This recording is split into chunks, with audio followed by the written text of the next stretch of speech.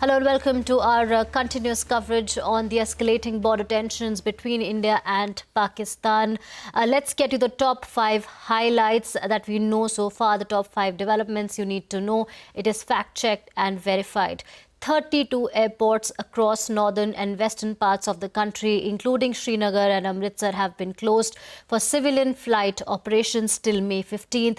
The airports include Adampur, Ambala, Amritsar, Avantipur, Bathinda, Bhuj, Bikaner, Chandigarh, Halwara, Hindon and Jammu.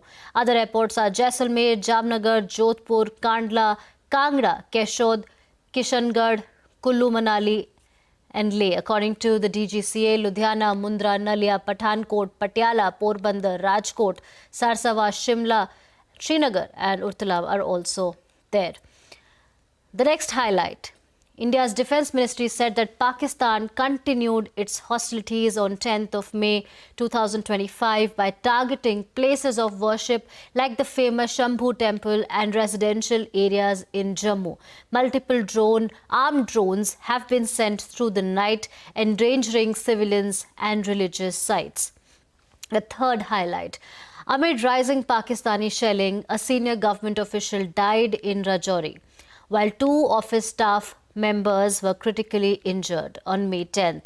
Rajkumar Thapa, the additional Deputy Commissioner of Rajouri, and his 2 staff members were seriously injured when an artillery shell hit his residence.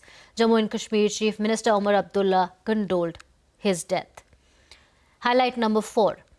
Now, Omar Abdullah and other leaders like Raghav Chadha and Priyanka Chaturvedi said that the approval of $1 billion loan to Pakistan by the International Monetary Fund was essentially a reimbursement for the weapons it was using to devastate several areas in the Union Territory. Remember, last night the IMF board reviewed and granted another bailout to Pakistan amid condemnation by India. India abstained from the vote.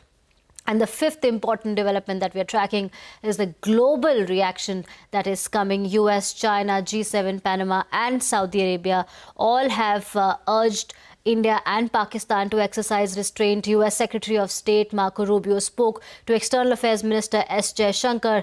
And as far as Pakistan is concerned, then Rubio also spoke to Pakistan's Army Chief and Foreign Minister and urged both parties to de-escalate. China also urged both India and Pakistan to exercise calm and restraint. Panama, interestingly, which is an elected member of the United Nations Security Council, has urged both parties to prioritize dialogue. Likewise, China has also urged both parties to arrive at a political settlement. Another interesting development is that Saudi Arabia's foreign minister visited both India and Pakistan on the 8th and 9th of May and met the stakeholders there and urged both parties to opt for peace and come to the negotiating table or the dialogues table. So this is the latest that we are getting for you as far as the top 5 developments are concerned.